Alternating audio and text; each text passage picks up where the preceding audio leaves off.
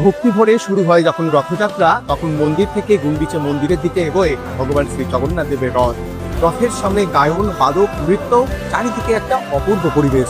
কিন্তু মাঝপথে এসে রথ হঠাৎই দাঁড়িয়ে যায় একটা জায়গায়, আর এখানেই ঘটে সেই চমকপ্রদ ঘটনা। নাম তার বড়গন্ডি। পুরের রোদে ভগবান ও সেবকেরা ক্লান্ত হন, তাই তারা বড়গন্ডি নামক স্থানে গিয়ে বিশ্রাম নেন। এই জায়গাতে আছে যেমন নারকেল বন, তার পাশেই আছে ফুলের বাগান এবং ব্রাহ্মণদের পবিত্র বসতি।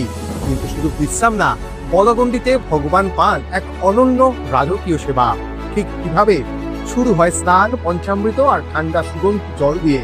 তারপর চন্দন, কর্পূর মেখে তাকে শীতল করা হয়। সবশেষে চামর আর হাত পাখা দিয়ে তাকে হাওয়া করে দেওয়া হয় পুরো রাস্তাটায়। এইভাবে উনি সেবা পান রাজসিকভাবে। এই বড়গন্ডির রহস্য যদি আপনাকে নতুন কিছু শিখিয়ে থাকে, তাহলে অবশ্যই ভিডিওটিকে লাইক, কমেন্ট, শেয়ার এবং সাবস্ক্রাইব করে আমাদের পাশে থাকতে ভুলবেন না।